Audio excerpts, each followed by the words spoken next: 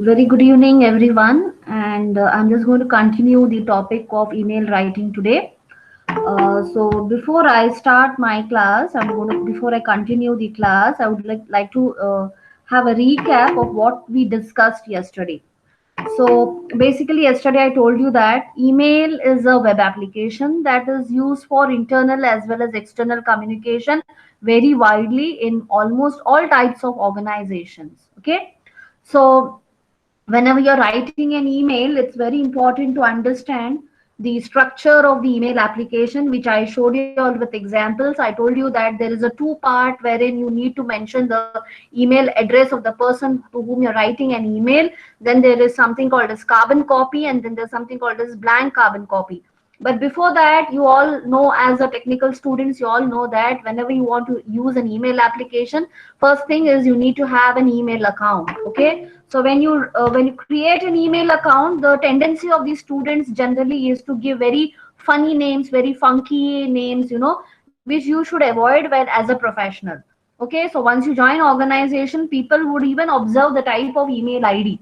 So make sure that whatever email ID you give to any organization with whom you're communicating, or you're writing an email while you're applying for jobs and all, make sure that the email ID sounds very professional. Basically, your email ID should display your name and your last name.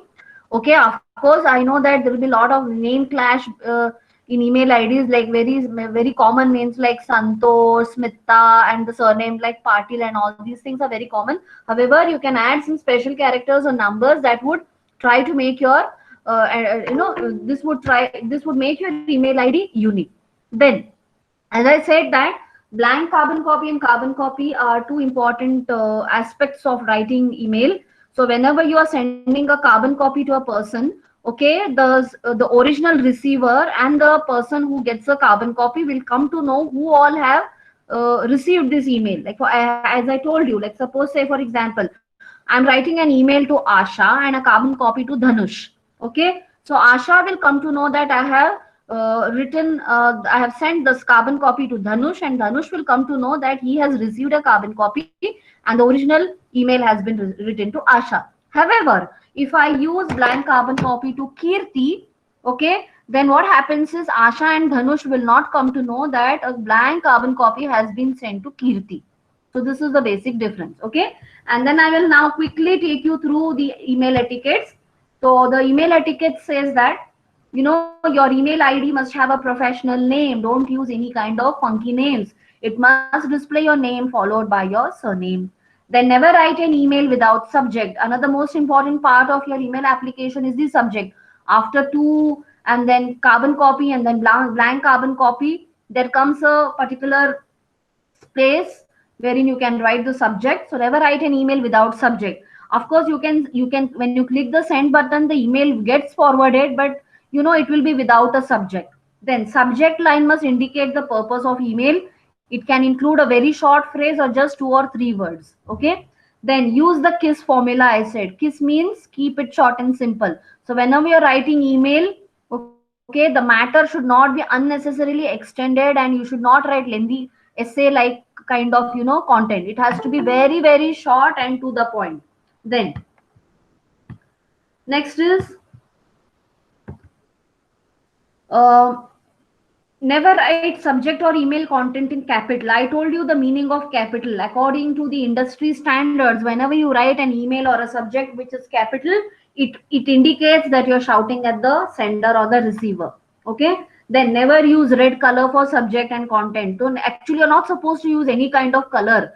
Don't try to color content of your emails. Okay, because the use of red color indicates that you're very furious and angry at the person whom you are writing the email.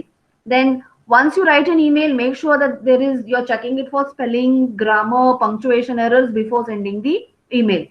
Then most of the times when you're writing email, obviously you will mention that I have attached this file, I've attached this document, I've attached the PowerPoint presentation, or I've attached an Excel sheet. Whatever you are attaching, whatever number, whatever you mention in your email, it's very important that you have to mention and tell the user what you're attaching. Use the word attach, don't say enclose.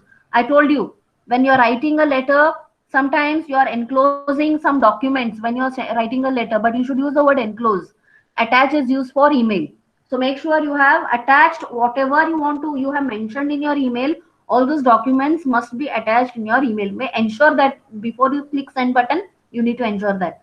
Then never use SMS abbreviations in email. As you all know that when we're using WhatsApp and SMS, we use lot of SMS abbreviations like ASAP, like BTW, by the way, LOL, laugh out loud. There are so many different types of SMS abbreviations that we generally try to use, but in a professional setup, you're not supposed to use any kind of SMS abbreviations.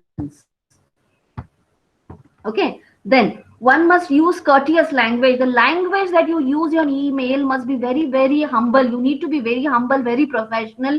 It should not sound that you're shouting at a person or you're angry at the person.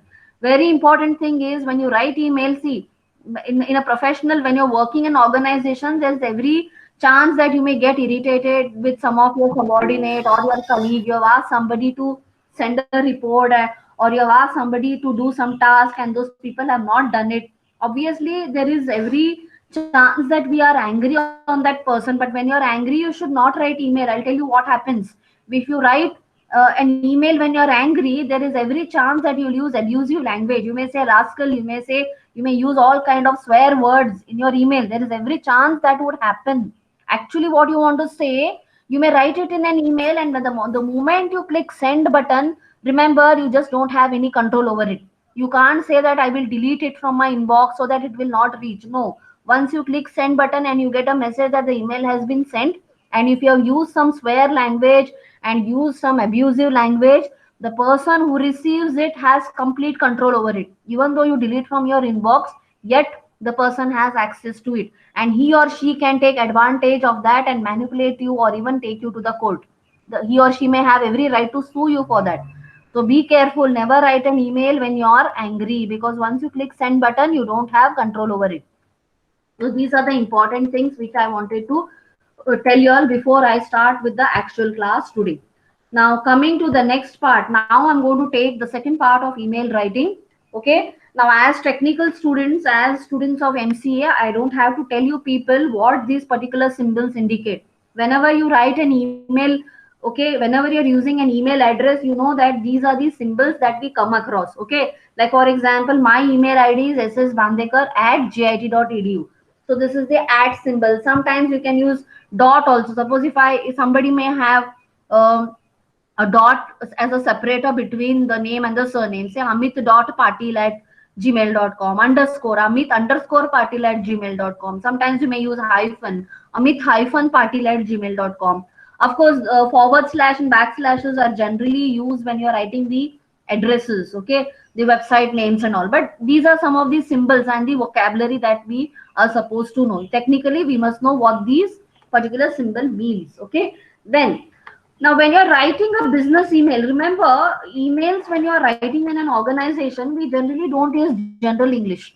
Even in organizations like GIT, an academic institution, or a software company, or any kind of company for that purpose, okay? When you're writing an email, then the kind of language that you are using to interact internally or externally with people, with the stakeholders who are related with your company, we generally must try to avoid the general English and try to use the verbs which are most commonly used for business English. Okay.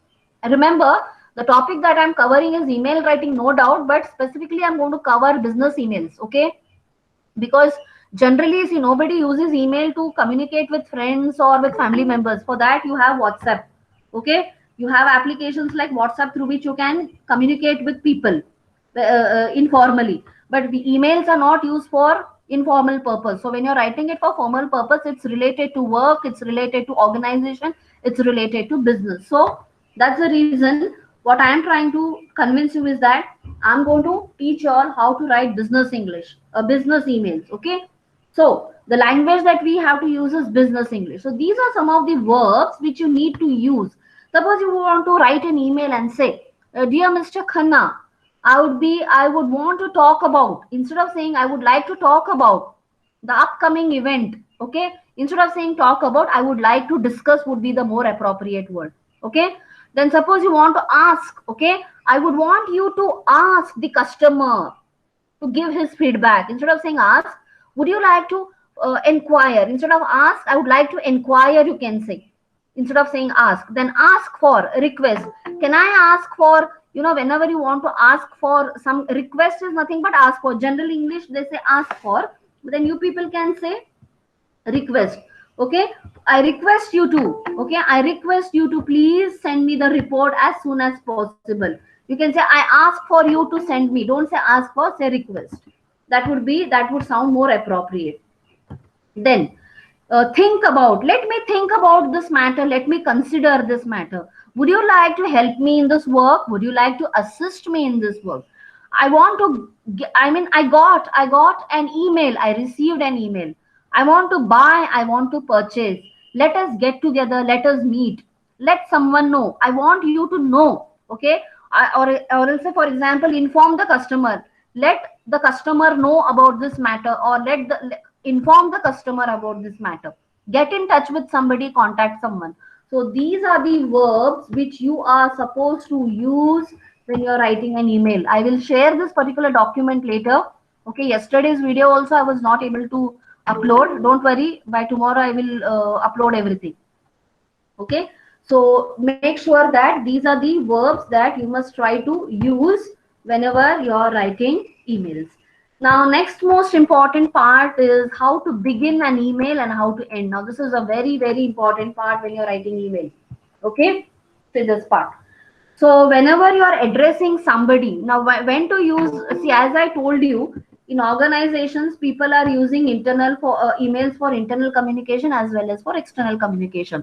So internal communication, what happens is most of the times you may write it to colleagues or your subordinates or to your higher officials. Okay. So in organizations, let me tell you, in organizations, there is no trend of calling sir and madam. Calling by as sir and madam is generally what happens in educational institutes. But if you work in any organization, usually there is no trend of calling anybody as sir and madam. They prefer to call them either by their name if they're quite friendly.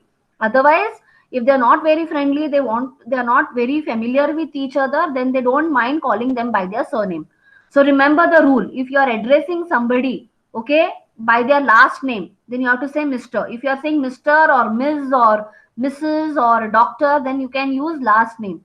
So when you are starting an email with dear Mr. or Ms. last name, you have to make sure it is yours sincerely. Don't use yours faithfully. Yours faithfully is to be used only when you say dear sir or dear madam. Okay. Now, as long as you are in GIT, once you come to final year and when you start doing your project work, you would have to communicate with your guide very often. Okay, you're going to do this. If you look at my inbox, you'll find most of the emails are from my students whom I'm guiding for the project. So there you cannot say dear Miss Bandekar. Okay, you're not supposed to say like that, obviously, because of the relation. Okay, if it is your colleague, you may say, if I am your colleague, you can say dear Sheetal or dear Miss Bandekar or something like that. But then as a professor, I mean, the relation that you have with your, as long as you're in GIT, make sure you address everybody as dear sir and dear madam or dear ma'am. I told you dear madam, how to write ma'am and all those things while teaching your while teaching your letter writing. Okay, but in organizations, if you know that you want to respect somebody, okay, and you don't know the person very well, then you can say dear Mr. followed by the last name. So whenever you are using dear Mr. followed by the last name, make sure you say yours sincerely. And if you are using dear John, you can use any of these, okay, based on the relation and based on the type of email that you are writing. Usually, sometimes if you are writing an email to your colleague, you know that person very well, you can say dear John, dear Amit, dear Neha, dear Pratiksha, like that. So you can end it with kind regards. Okay, so usually, as I said, it's very rare to find people writing dear sir and dear madam. In case you happen to write dear sir or dear madam, obviously you can say yours faithfully, or else what you can do is, if you're writing an email, you can just say regards. See, in Indian context, regards is common for every type of opening. If you want to say dear Mr. Green, you can say regards. Dear John, regards John. Hello John, hi John. These are very informal way to wish somebody or make a beginning. As I said, it all depends on the type of relation that you have with that person. Okay, if you are writing to some customer or some dealer or some supplier, Don't directly take their first name. That would not look good. As I said, based on the relation and the context. In that case, you can just say dear Mr. followed by last name. And if you don't want to say yours sincerely, you feel it is very odd or something like that, according to rules, it is like that. Best way what you can do is say regards for all types of opening. Okay, you can best wishes, all the best, bye for now. These are very, the last three examples are informal way to close or end the emails. So this is also very important rule that you must remember. Then, coming most of the time when you're writing emails, either the email would be a request email or it would be an apology email. Apology means you're saying sorry. Now, the most commonly used phrases, okay, if you look at this example, I have taken 4 phrases for request and 4 phrases for apologies. Okay, now if you want to be too formal, as I said, the language that you use should be very courteous and you need to be very humble and very kind. It should sound very professional and it should not sound that you're shouting at somebody or you're trying to be very rude. So the language that you use must be very a courteous language. Okay, so whenever you want to request, okay, you can say, I would be grateful if you could please help me in this task. Now, what is this is an example. I would be grateful if you could. Now, requesting. Whenever you're requesting, you can say would or could. Could you? Could is more formal. Would you please help me? Is more formal. And now look at this. Please, could you help me in this task? Could you help me in this task? Can you? You can see the last one is not very formal. Okay, this is very formal, moderately formal. Okay, this is two. This is formal, moderately, and this you can just say can and could. Can, when you say can, it doesn't sound too formal. Okay, but these are the phrases that you need to use. Okay, I would be grateful if you could please help me in this task. Please, could you help me in this task? Could you please help me? Okay, or can you help me? This is how you can make a request. Similarly, when you want to apologize, you want to be too formal, you can say we would like to offer our sincere apologies. Okay, apologies, you can see here the word apology can be used instead of saying sorry. Sorry is very informal, but if you want to be too formal, you can say we would like to offer our sincere apologies for the delay in the product. Okay, or something like that. Please accept our apologies for the delay. We are sorry about the delay. Sorry about. So you can see very formal to informal, very informal. Okay, this is informal. This is very informal. Okay, this is very formal. This is moderately formal. So these are the phrases generally which you can use when you are apologizing or requesting. Remember, try to use it. As I said, very soon you would be writing emails, you would be communicating with emails uh, within the college premise itself before you, but try to make use of all the things which I am trying to tell you, people. Then, coming to the next, now what are, I'm going to show you all some sample emails with examples of questions. Now look at this. Okay, look at this example. This is an example of a formal email. If you look at this formal email, okay, you can see here the person has started the email with Dear Mr. Morris. Now, Morris is not the name of the person, it's a surname. Dear Mr. Morris, put a comma. When you're writing an email, this is the main subject line, okay? Not subject, this is the main matter. You're supposed to write it like this. Dear Mr. Morris, Dear Mr. Morris, okay? I would like to arrange a meeting to discuss the schedule for training day. As I told you, keep it short and simple. What is the meaning of that? You have to come to the point directly. What students generally do is whenever I give them a question or a context and I ask to write an email, they go on giving their description.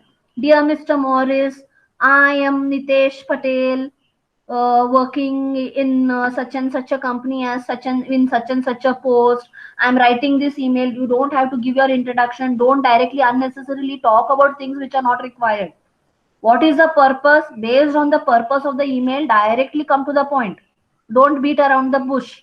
Okay? Directly come to the point. What is the purpose of writing an email? Because nobody has patience and time to read lengthy emails. Believe me, people in organizations, when the moment they get an email in their inbox, they look at the subject line, and based on the subject line, they will decide whether to open the email or not. Now YouTube people will get a lot of spams and advertisements from so many companies. We all know that we don't even open it, right? The moment we look at the subject and the sender, we directly delete some of the emails from our inbox. So similarly in organizations also, people are very busy. Okay, they try to read the subject line and then they see who the sender is.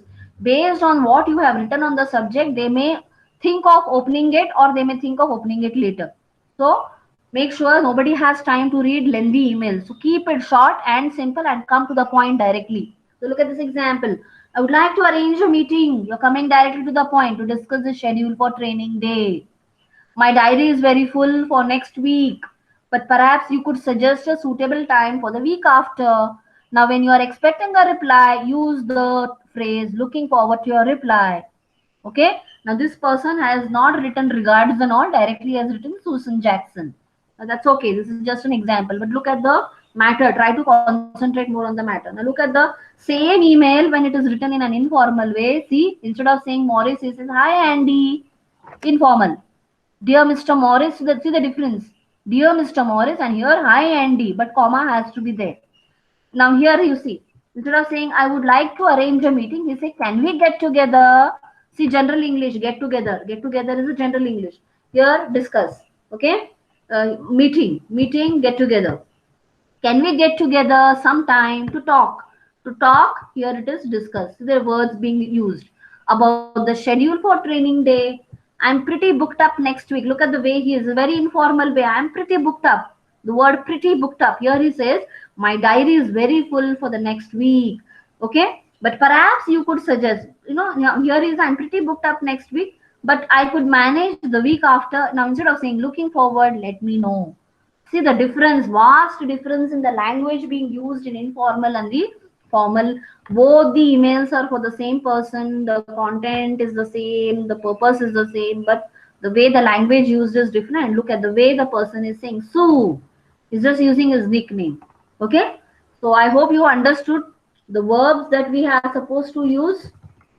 Okay. Then the way we are supposed to begin and end, the way we are supposed to make requests and apologies, a sample formal email and a sample informal email.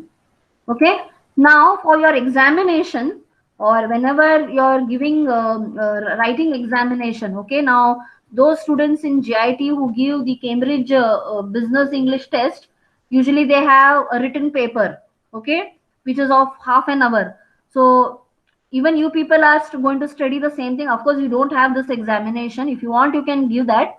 Okay. But then these are the type of questions that generally people are asked for the written test. Okay. Now look at the scenario. You have arranged a meeting with a member of staff from another department. So whenever you get such type of questions, first thing what you need to do is you have to imagine. You have to imagine that you are not a student. You have arranged a meeting with a staff member means you have to imagine you're working for a company. Imagine that which company that you decide. Since you all are MCA students, obviously you would imagine that you are working in an IT company. Now, what is the scenario given? You have arranged a meeting with a member of staff from another department. You are from IT department. Perhaps you have arranged a meeting with somebody from the HR department, probably. Okay, you just have to imagine like that. Unfortunately, you cannot now attend. Assume that you had arranged a meeting at 7 o'clock. Okay, and suddenly you have got some another important task or some another important work, and you realize that you cannot attend. So what you have to do is write an email to your colleague. Now this is a situation given to you.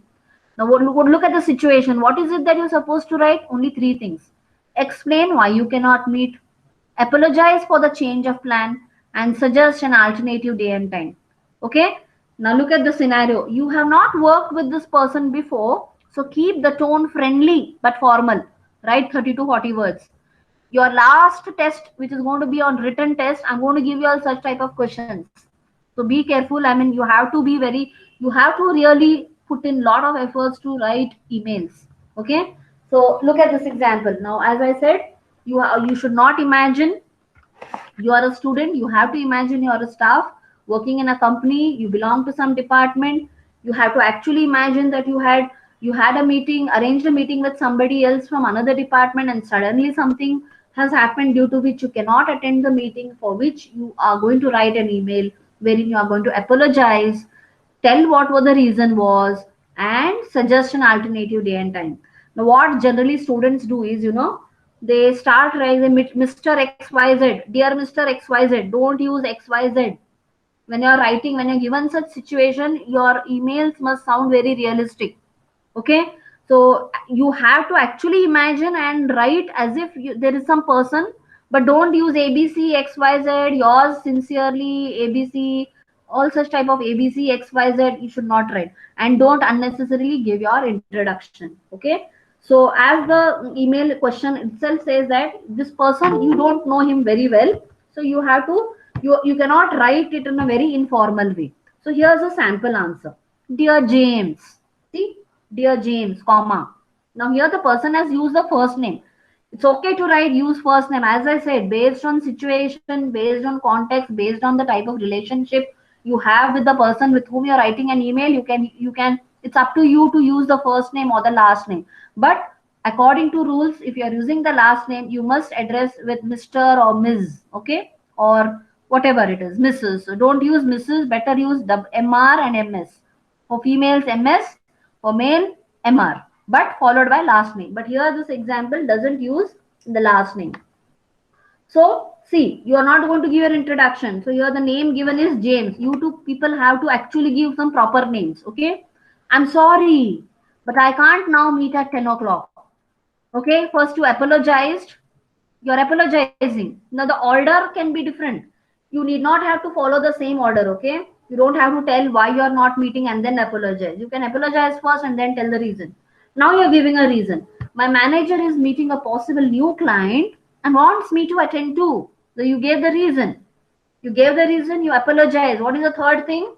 Suggest. Now don't command. Don't demand nor command because it was your mistake. I mean, because of you, the person has to cancel, or it is you who is canceling the meeting, right?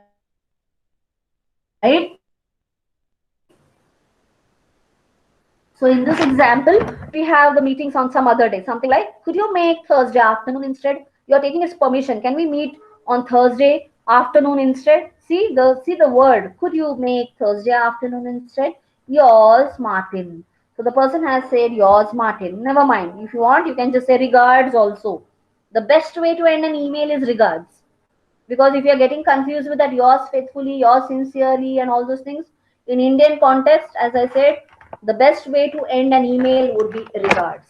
See, so as you can see here, this particular answer sounds very realistic, and there is no XYZ ABC. There is no unnecessary information about anything else. You don't have to tell who you are, and don't have to remind, dear Mr. James, I'm Martin.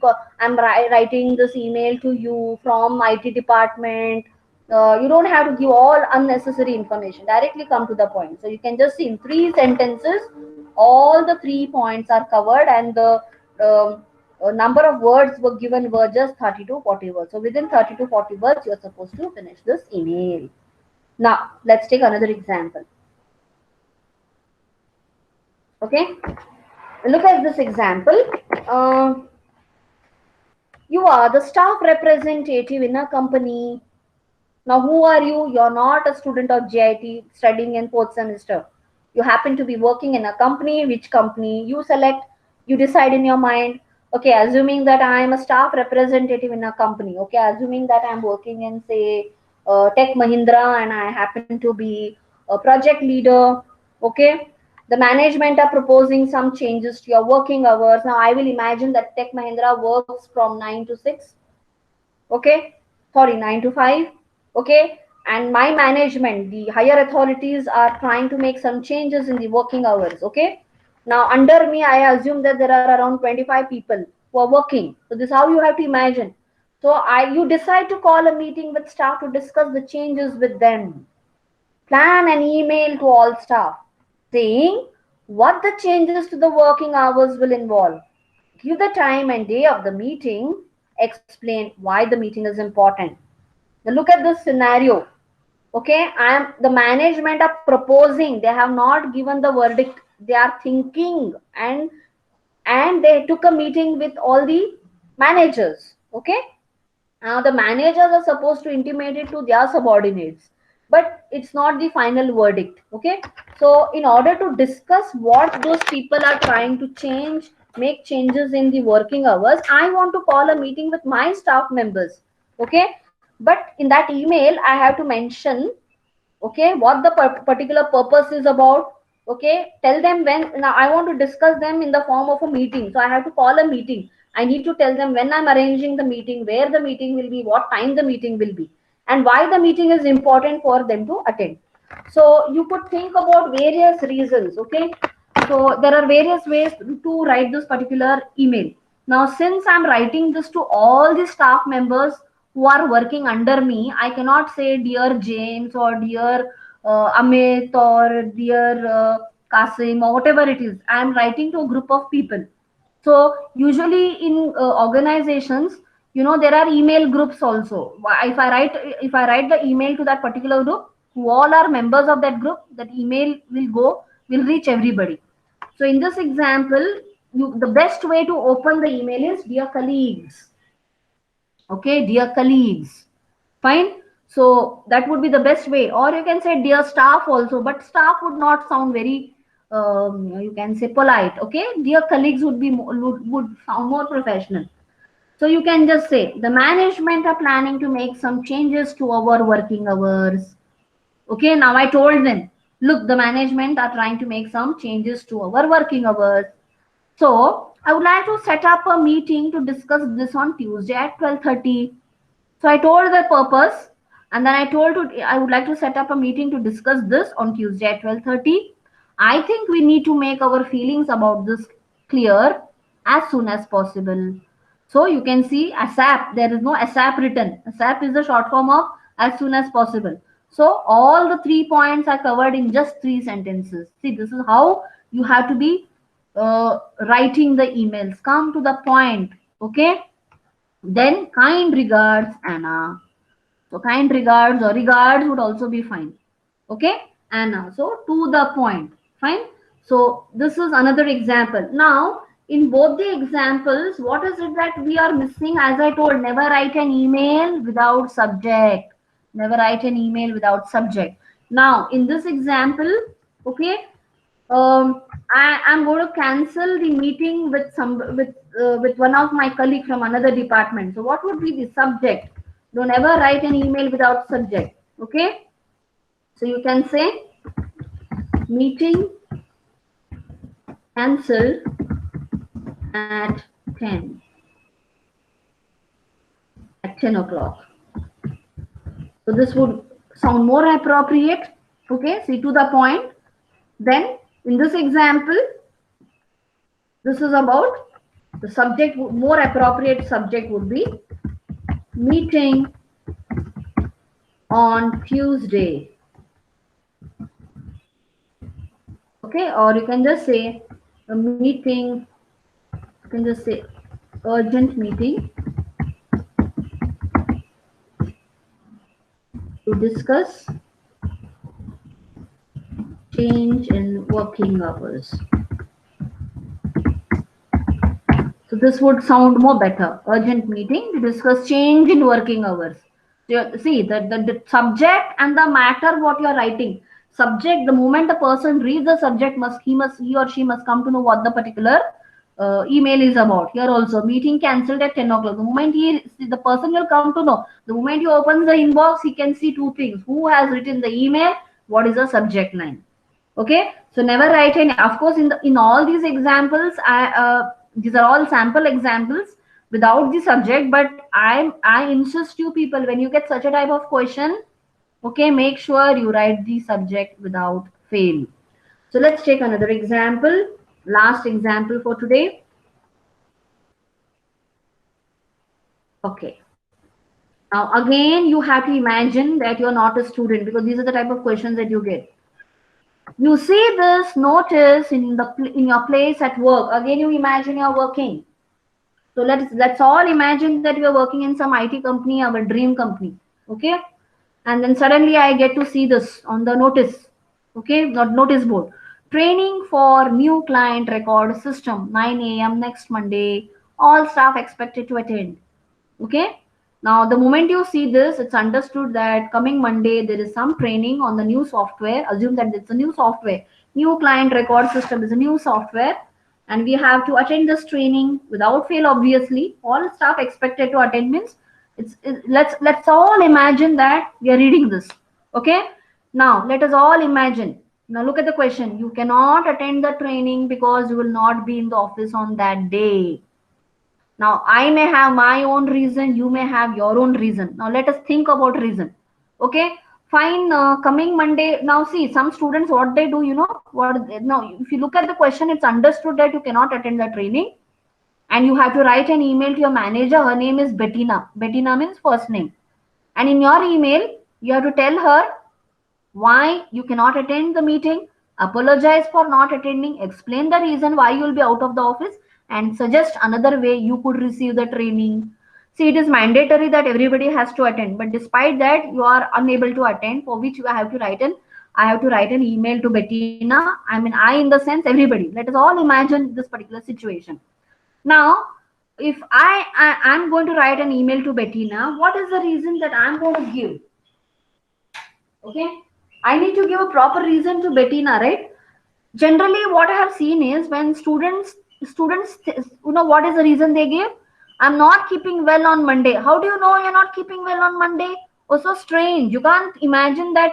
You can't predict that you're not going to keep well on Monday. So please don't give this reason, students. These are the common errors.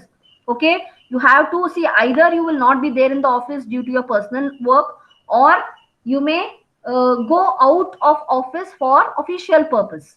Okay, now generally students, what they do, I am getting married on Monday, or my brother is getting married on Monday, so I have applied for leave. So that's what, don't give such type of answers. You can just have applied for a casual leave on that day. Okay, casual leave would be more, or you can just say have applied leave on Monday. There is no need to tell the reason why you have applied leave. Usually you are not supposed to give reason. Okay, you can just politely tell, dear Bettina, I'm sorry, I cannot attend the training on Monday as I have applied leave on that day, or a casual leave on that day. But don't give reason. Okay, that my some I do, you won't believe, very funny answers. Some students write very funny answers. Okay, I'm not keeping well that day. How do you know you're not keeping well? And sometimes they give a lengthy reason. I'm getting married, or some very funny answers. My wife is hospitalized or something like that. Sometimes, yes, these engineering students do such type of prank. They try to play prank with me purposely, but you please don't do that. Okay, so give a proper reason. If you are telling Bettina that you are out of office for official purpose, you can say I'm on business tour that day. I'm on business tour that day. Or you can say I have an important meeting. I have an important meeting with one of the client in Bangalore. So this is the reason. These are official reason. You tell exactly what purpose you're going out of the office. If it is personal reason, you tell I have applied leave on that day. Okay, and then you need to apologize and now suggest another way you could receive the training. Now here you have to use a lot of common sense. Okay, generally I ask the students, okay, today you did not attend the class on email writing, and how would you cover that? Generally, what would you do as a student? You will say, I will take the notes, or I will ask my friend to explain me about email writing. Whatever madam has taught, please explain me. So in your absence, you could undergo the training, or you could, whatever you have missed, generally this is what you do. So same thing, you need to be very practical and tell that I would receive the training through one of my colleague. This would be more appropriate. Or else sometimes trainings will be in batches.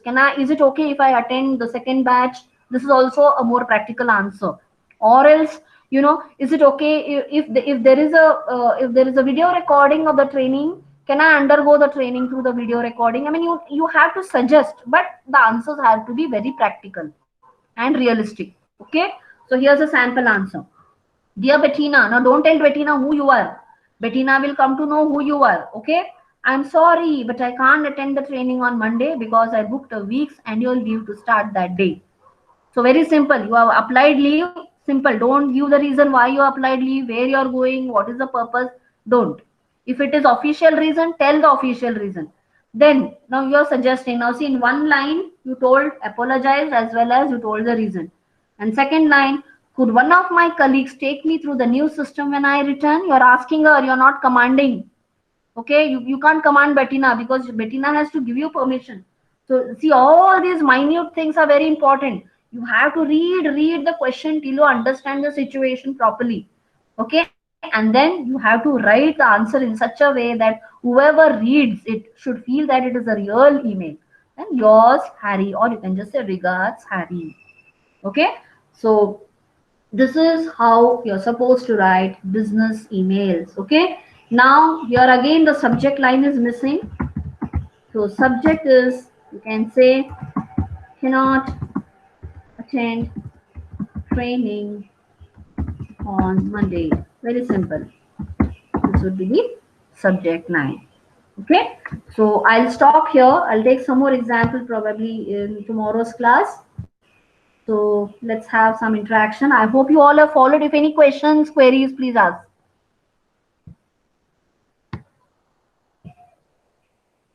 If you have any questions, queries, comments, please ask. Anybody has questions, queries? Respond, students. Are you there? Are you there, Vaishnavi? Yes, Priyanka? yes, ma'am. Ma'am, subject is always important to write in email. Yes, Otherwise, of we should course. leave that. No, no, no. See, when I'm writing an email also, you can just see, this is my email here. Okay? When I'm writing an email, obviously without, if I write an email without subject, a person will not open your email because you're not written the subject at all. So as I told you, email etiquettes, I told you what are the etiquettes to be followed. Never write an email without subject. So it is very important that you make sure you write the subject line without fail. Yes, good question. Any other question? Thank you, Yeah. ma'am. Any other question? Priyanka Haribal, any question? She's always the first person to log in. She's so great and No, ma'am. keen. No? Okay. Priyanka Ganachari, Yes, ma'am. do you have any questions? No, ma'am. Thank Ravi, you, ma'am. okay. Ravi GA, Likhita. So, No, ma'am. okay. So, shall we call it a day then? Shall I end the session? Yes, ma'am. Thank you, Yes, ma'am. ma'am. Oh, yeah. Thank you. Thank you. Thank you, ma'am. Thank you.